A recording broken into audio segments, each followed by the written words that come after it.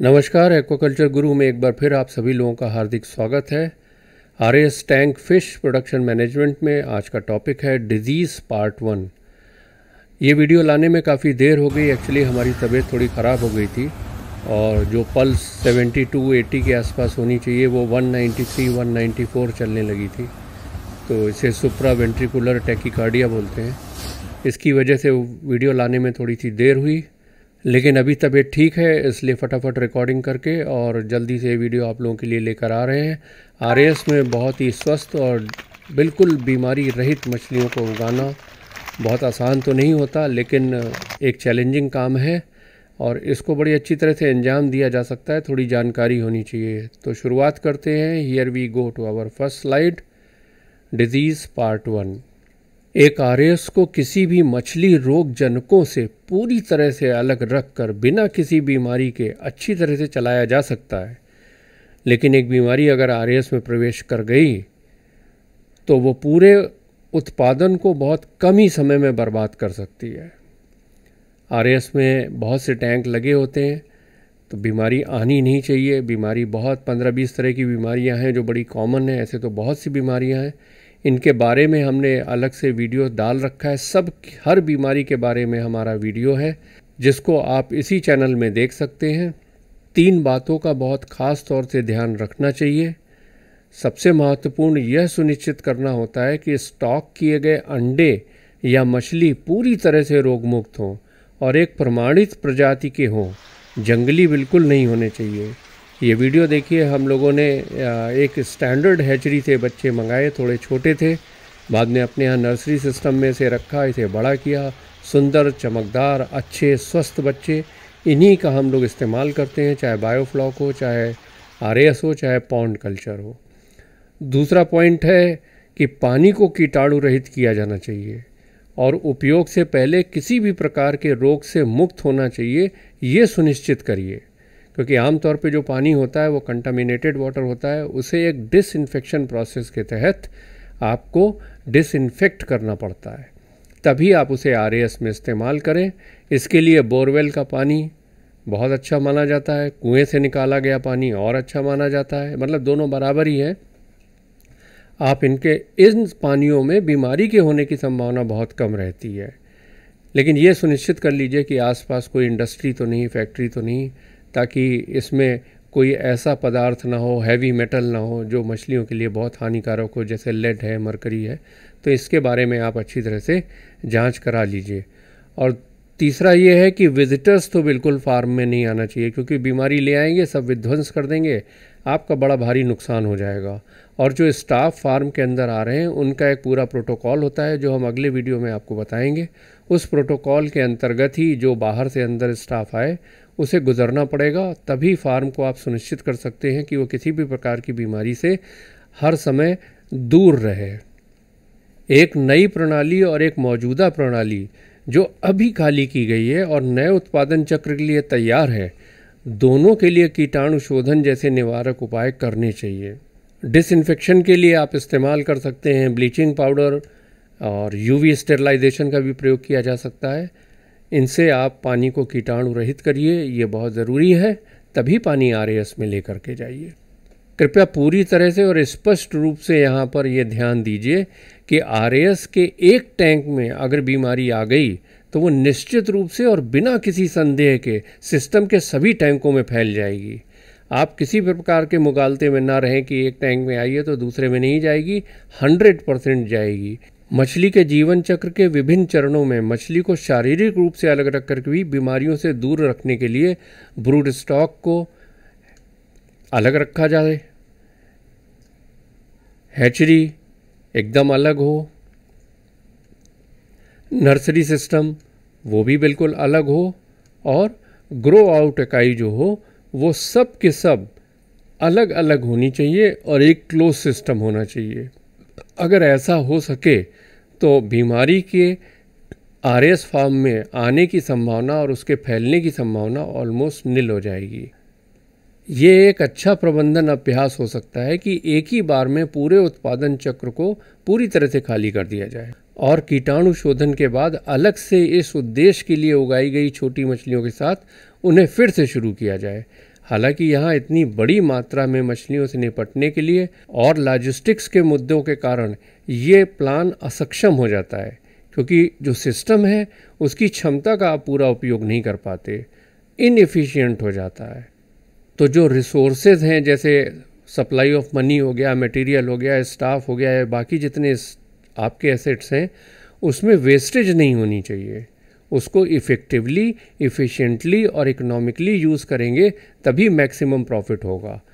तो इस पर विशेष ध्यान दीजिए और वेस्टफुल यूटिलाइजेशन ऑफ सिस्टम जो की कैपेसिटी है उससे बचिए। आरएएस में किया गया कोई भी उपचार पानी के निरंतर पुनर्चक्रण के कारण मछली और बायोफिल्टर सहित पूरे सिस्टम को प्रभावित करता है। दवा का प्रभाव पानी के मापदंडों पर निर्भर करता है, जैसे पानी की कठोरता, कार्बनिक पदार्थ की मात्रा, तापमान, पीएच, पानी का प्रवाह दर, डिजॉल्व ऑक्सीजन, इन सब चीज़ों पर निर्भर करता है। इसलिए मछली और बायोफिल्टर की सावधानीपूर्वक जांच के बाद दवा की खुराक बढ़ानी चाहिए, तभी दवा की इफ़ेक्टिवनेस बहुत ज़्यादा होगी। और मछली के रोग की पहचान के लिए और उसके सही इलाज के लिए किसी फिश पैथोलॉजिस्ट के पास जाना चाहिए।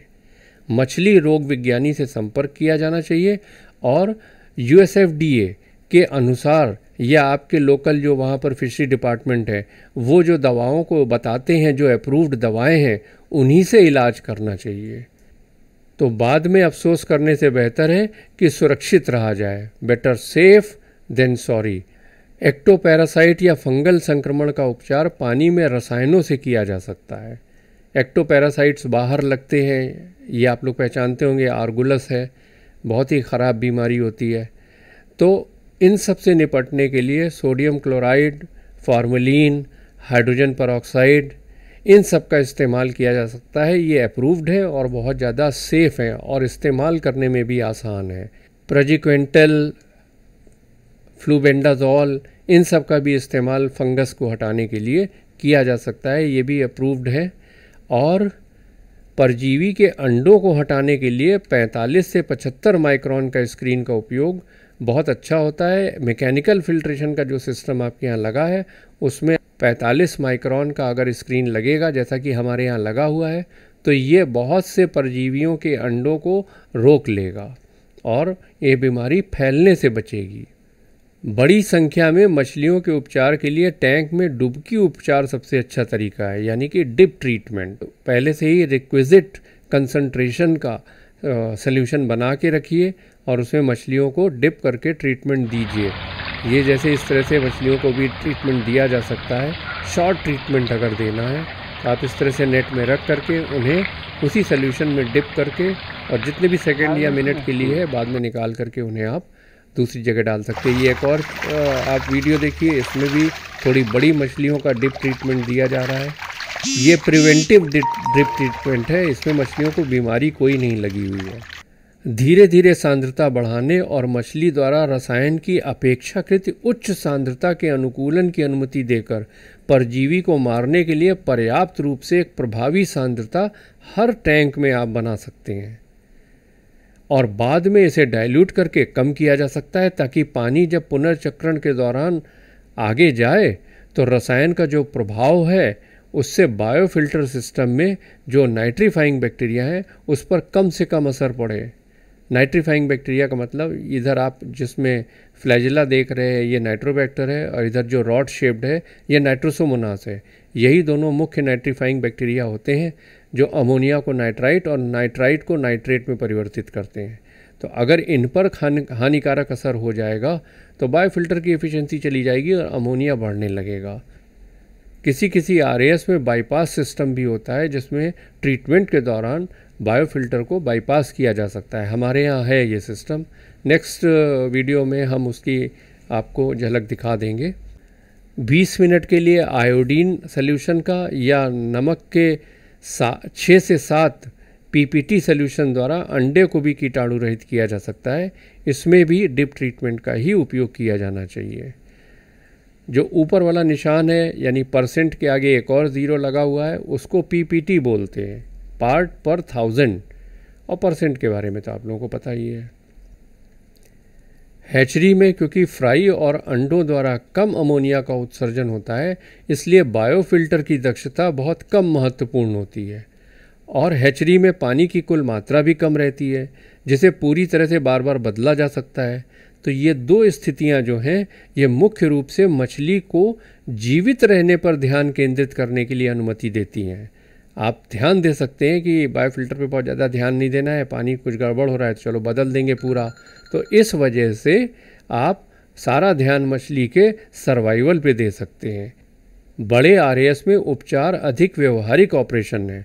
मौलिक बात यह है कि लंबी अवधि के लिए कम सांद्रता के साथ शुरुआत करनी चाहिए और धीरे धीरे कई दिनों में आवश्यक स्तर तक पहुंचना चाहिए। इसके लिए अच्छी देखभाल और परम अनुभव की आवश्यकता होती है। मछली की मृत्यु दर, मछली का व्यवहार, पानी की गुणवत्ता, इन सब पर पड़ने वाले प्रभावों की सावधानीपूर्वक निगरानी करें। नमक लंबी उपचार के लिए सबसे अच्छा माना जाता है। फॉर्मेलिन भी 4 से 6 घंटे के अंतराल पर आप उपयोग कर सकते हैं, क्योंकि बायोफिल्टर में जब ये होके गुजरेगा तो किसी दूसरे कार्बन युक्त कार्बनिक यौगिक की तरह फॉर्मेलिन को भी एक कार्बन सोर्स के रूप में इस्तेमाल कर लेता है बायोफिल्टर, इसलिए इसकी सांद्रता, इसका कंसंट्रेशन कम होता जाता है। तो इसे आप 4 से 6 घंटे के अंतराल पर और ऐड करते रहिए। ये ज़रूरी है, तभी इसका कंसंट्रेशन अच्छा बना रहता है, तभी इसका लाभ मिलता है।